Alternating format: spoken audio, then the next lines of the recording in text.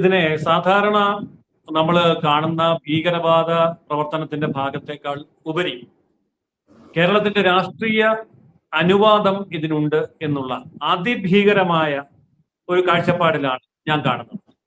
കാരണം കേരളീയ സമൂഹം ഇപ്പോൾ ആ പെൺകുട്ടിയെ കൊല ചെയ്ത ആൺകുട്ടിയേക്കാൾ വലിയ ഭീകരത ഇവിടുത്തെ പൊതുസമൂഹം കൈവരിച്ചു കഴിഞ്ഞിരിക്കുന്നു. അവരെ പേരെടുത്ത് പറഞ്ഞാൽ ഇവിടുത്തെ കോൺഗ്രസ് പാർട്ടിയും ഇവിടുത്തെ കമ്മ്യൂണിസ്റ്റ് പാർട്ടികളും ഇവിടുത്തെ മുസ്ലിം ലീഗും ഒറ്റക്കെട്ടായി നിന്നുകൊണ്ട് കേരളത്തെ ഇസ്ലാമിക ഭീകരതയ്ക്ക് തീരെഴുതി കൊടുത്തിരിക്കുന്നു. എന്നിട്ട് പ്രതികളെ രക്ഷപ്പെടുത്തുന്നു, ഇരകളാകാനുള്ളവരെ തേടിപ്പിടിക്കുന്നു. ഇതിന് വലിയ ഗൂഢാലോചനയാണ് നടക്കുന്നത്. അതിന്റെ ഓരോ ഭാഗവും നമ്മൾ പരിശോധിക്കുന്നതിന് മുൻപ് എപ്രകാരമാണ് ഇപ്പൊ ബൈജു പറഞ്ഞതുപോലെ ഇത് ഭീകരവാദമാണ്, ഇത് ഭീകര പ്രവർത്തനമാണ് എന്നതിന്റെ തെളിവ് ഈ പെൺകുട്ടിയുടെ പോസ്റ്റ്മോർട്ടം റിപ്പോർട്ടിൽ തന്നെ ഉണ്ട്. നമുക്ക് കോടതി ഭാഷയിലൊക്കെ പറഞ്ഞാൽ ഒരു കൊലപാതകിയെ വിട്ടയക്കുന്നതിനും ശിക്ഷ കുറയ്ക്കുന്നതിനും വേണ്ടി പറയുന്ന ഒരു ന്യായമുണ്ട്. പെട്ടെന്നുണ്ടായ പ്രകോപനത്താൽ കൊല ചെയ്യപ്പെട്ടു അല്ലെങ്കിൽ കൊന്നു എന്ന് പറയുമ്പോൾ സ്വയം നിയന്ത്രിക്കാൻ കഴിയാതെ വന്നതുകൊണ്ട് അബദ്ധത്തിൽ ചെയ്തു പോയ കൊലപാതകം എന്നാണ് പറയുക. പക്ഷെ ഇവിടെ അങ്ങനെയല്ല. ഇവിടെ വളരെ ആസൂത്രിതമായി തീവ്രവാദികൾക്ക് മാത്രം കഴിയുന്ന തരത്തിൽ വളരെ ആസൂത്രിതമായി ലാപ്ടോപ്പ് കൊണ്ട് തലക്കടിച്ചു കൊന്നു എന്ന് പറയുമ്പോൾ ലാപ്ടോപ്പ് ആയുധമാണോ? ആയുധമല്ല. അപ്പൊ ആയുധമല്ലാത്തത് കൊണ്ട് മനഃപൂർവ്വം ആയുധം ഉപയോഗിച്ച് വധിക്കാൻ ശ്രമിച്ചതല്ല. പെട്ടെന്ന് ദേഷ്യം വന്നപ്പോൾ കയ്യിലിരുന്ന ലാപ്ടോപ്പ് വെച്ച് അടിച്ചു എന്ന് പറയുമ്പോൾ നിയമത്തിന്റെ മുമ്പിൽ രക്ഷപ്പെടാം എന്ന് തോന്നാം. പക്ഷെ അങ്ങനെയല്ല. കേവലം തലയ്ക്ക് ഉള്ള അടി മാത്രമല്ല ഈ പെൺകുട്ടിയുടെ മരണ കാരണം. പോസ്റ്റ്മോർട്ടം റിപ്പോർട്ടിനെ കുറിച്ച് അവരുടെ ബന്ധുക്കളും വീട്ടുകാരും പറഞ്ഞത് വെച്ച് പരിശോധിച്ചാൽ പോസ്റ്റ്മോർട്ടം റിപ്പോർട്ടിൽ തലച്ചോറിനകത്ത് രക്തം കട്ട പിടിച്ച 2 അടി തലയ്ക്ക് ഏറ്റിട്ടുണ്ട്. അതുകൂടാതെ തന്നെ ആ കുട്ടിയുടെ നട്ടെല്ല് തകർന്നിട്ടുണ്ട്. നട്ടെല്ല് തകർന്നത് ഏതായാലും ലാപ്ടോപ്പ് കൊണ്ട് തലക്കടിച്ചപ്പോഴല്ല. അപ്പോ അതിഭീകരമായ മർദ്ദനമേറ്റിട്ടുണ്ട്. വാരിയെല്ലുകൾ ഒടിഞ്ഞിട്ടുണ്ട്. വാരിയെല്ലുകൾ ഒടിയണമെങ്കിൽ എന്തായിരിക്കും അവിടെ നടന്ന ഭീകരമായ മർദ്ദനം? കൈയുടെയും കാലുകളുടെയും അസ്ഥികൾ ഒടിച്ചിട്ടുണ്ട്. അത് അടിച്ചൊടിച്ചോ ചവിട്ടി ഒടിച്ചോ എങ്ങനെ ഒടിച്ചോ എന്നുള്ളത് അറിയില്ല.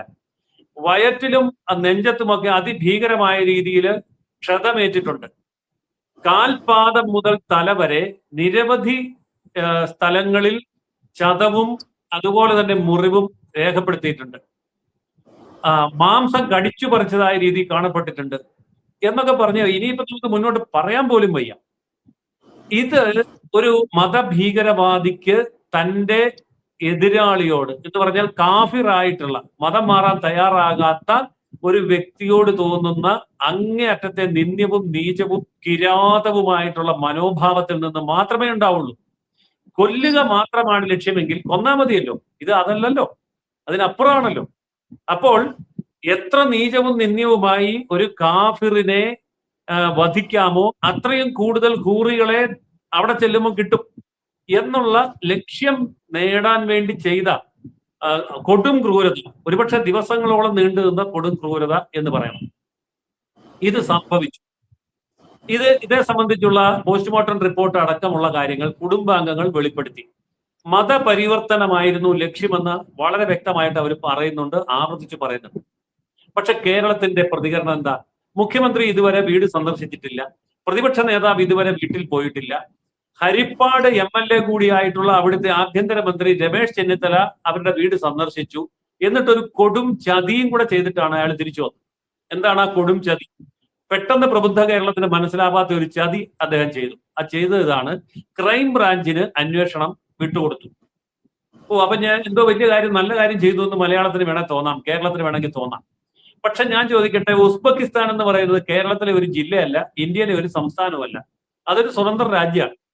94% സുന്നികൾ വസിക്കുന്ന, മുസ്ലിങ്ങൾക്ക് മഹാഭൂരിപക്ഷമുള്ള ഒരു സ്ഥലമാണ് ഉസ്ബെക്കിസ്ഥാൻ.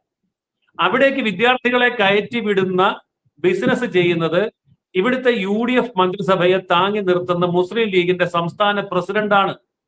അദ്ദേഹം നേതൃത്വം കൊടുക്കുന്ന സ്ഥാപനമാണ് ഈ റിക്രൂട്ട്മെന്റ് ഏജൻസി നടത്തുന്നത്. ആ വഴിയാണ് ഇത് പോയിരിക്കുന്നത്. അപ്പോൾ ഇവിടെ ഈ പറയുന്ന മുസ്ലിം ലീഗിന്റെ സംസ്ഥാന പ്രസിഡന്റിനെ പ്രതിയാക്കാവുന്ന തരത്തിലുള്ള ഒരു കേസും രമേശ് ചെന്നിത്തലയുടെ പോലീസ് എടുക്കാൻ പോകുന്നില്ല. UDF അത് അംഗീകരിക്കാനും പോകുന്നില്ല.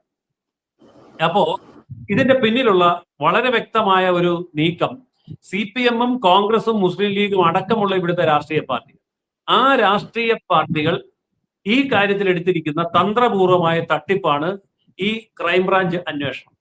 ആത്മാർത്ഥത ഉണ്ടെങ്കിൽ അവർ ചെയ്യേണ്ട എന്താണ്? CBIക്ക് വിടണമെന്ന് സംസ്ഥാന ഗവൺമെന്റ് കേന്ദ്രത്തോട് ആവശ്യപ്പെടണം.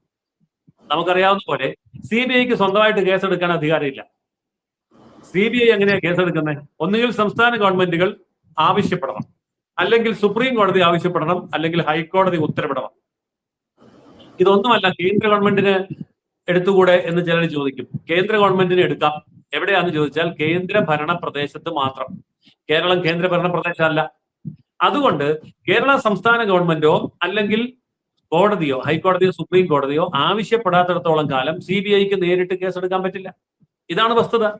അപ്പോൾ ഈ വസ്തുത രമേശ് ചെന്നിത്തലയ്ക്ക് അറിഞ്ഞുകൂടാഞ്ഞിട്ടല്ല, VD സതീശൻ എന്ന് പറയുന്ന മേനോനെ അറിഞ്ഞുകൂടാഞ്ഞിട്ടല്ല, അല്ലെങ്കിൽ പിണറായി വിജയൻ അറിഞ്ഞുകൂടാഞ്ഞിട്ടല്ല, ഇവരൊക്കെ അറിഞ്ഞുകൊണ്ട് തന്നെയാണ്. കാരണം മുസ്ലിം ലീഗിനെ രക്ഷിക്കണം, അതിന്റെ സംസ്ഥാന പ്രസിഡന്റിനെ രക്ഷിക്കണം, മുസ്ലിമായിട്ടുള്ള പ്രതിയെ രക്ഷിക്കണം. മുസ്ലിമിനെതിരെ ഒന്നും ചെയ്യാൻ പറ്റില്ല. ഇനി ഞാൻ നേരെ തിരിച്ച് ഒന്ന് ചിന്തിക്കാം. ഈ മരിച്ചത് ഒരു മുസ്ലിമും കൊന്നതൊരു ഹിന്ദു ആയിരുന്നിരിക്കട്ടെ, അല്ലെങ്കിൽ കൊന്നതൊരു ക്രിസ്ത്യാനിയാണെന്നിരിക്കട്ടെ, എന്തായിരിക്കുമായിരുന്നു ഇവിടുത്തെ മൂല്യം? ലോകം മുഴുവൻ ഞെട്ടും, അമേരിക്ക അടക്കമുള്ളവർ അപലപിക്കും എന്ന് തുടങ്ങി എന്തെല്ലാം പ്രശ്നം ഉണ്ടാകുമായിരുന്നു. നോക്കണം, ഇവിടുത്തെ സാഹിത്യ, സാംസ്കാരിക, ബുദ്ധിജീവികൾ, സിനിമാ പ്രവർത്തകർ, കലാകാരന്മാർ ഇവരാരും പ്രതികരിച്ചിട്ടില്ല. ഇവിടുത്തെ രാഷ്ട്രീയ പാർട്ടികൾ, എണ്ണിയാൽ ഒടുങ്ങാത്ത 1,900 രാഷ്ട്രീയ പാർട്ടി കേരളത്തിലുണ്ടല്ലോ, അതിൽ BJP എന്ന് പറഞ്ഞ രാഷ്ട്രീയ പാർട്ടി ഒഴികെ വേറെ ഒരു രാഷ്ട്രീയ പാർട്ടിയും പ്രതികരിച്ചിട്ടില്ല. എന്താ പ്രതികരിക്കാത്തത്? പ്രതികരിച്ചാൽ അവരുടെയൊക്കെ കഞ്ഞികൂടി മുട്ടും. പച്ച മലയാളത്തിൽ പറഞ്ഞാൽ അത്രേ ഉള്ളൂ. ഇവനൊക്കെ പഞ്ചായത്ത് മുതൽ പാർലമെന്റ് വരെ ജയിക്കണമെങ്കിൽ പാണക്കാട്ട് പോയി വളഞ്ഞു നിൽക്കണം. അവിടുത്തെ ഉച്ചിഷ്ടം ഭക്ഷിച്ചാൽ മാത്രമേ ഇവനൊക്കെ MP, MLA, പഞ്ചായത്ത് മെമ്പറും ഉണ്ടാകുള്ളൂ എന്ന് നല്ല ബോധ്യമുള്ളത് കൊണ്ട് പാണക്കാട്ട് തങ്ങൾക്കെതിരായിട്ടുള്ള ഒരു നിലപാടിന് ഒരു രാഷ്ട്രീയക്കാരനെയും കിട്ടുകയില്ല. ഇവരുടെയൊക്കെ പട്ടും മുളയും വാങ്ങിക്കുന്ന, ഇന്നത്തെ ഭാഷയിൽ പറഞ്ഞാൽ അവാർഡ് തുകയും വാങ്ങിക്കുന്ന ഒരു സാംസ്കാരിക നായയും ഇതിനെതിരെ കുരയ്ക്കാൻ പോകുന്നില്ല. ഇതാണ് കേരളത്തിന്റെ യാഥാർത്ഥ്യം. കാരണം അത്രമാത്രം ഇസ്ലാമിക വൽക്കരണം കേരളത്തിൽ നടന്നു കഴിഞ്ഞിരിക്കുന്നു. അല്ലെങ്കിൽ ഇവിടുത്തെ സാംസ്കാരിക നായകന്മാരുടെ നാവിറങ്ങിപ്പോയോ? കവികളും ചിന്തകന്മാരും ബുദ്ധിജീവികളും എഴുത്തുകാരും വളരെ വികാരപരിണിതരാണെന്നാണല്ലോ പറയുന്നത്. ഒന്നും കേട്ടില്ല, കണ്ടില്ല, അറിഞ്ഞില്ല, ഒരു റീത്ത് വെക്കാൻ പോലും പോയില്ല. ഇവിടെ വിദേശികളുടെ മൊത്തമായ സംരക്ഷണം ഏറ്റെടുത്തിരിക്കുന്നത് നോർക്ക എന്ന് പറഞ്ഞൊരു സംഘടനയുണ്ടല്ലോ, അവരെന്താ ചത്തുപോയോ? ഇതുപോലെ ഭീകരമായിട്ടുള്ള ഒരു സാമൂഹിക അന്തരീക്ഷം.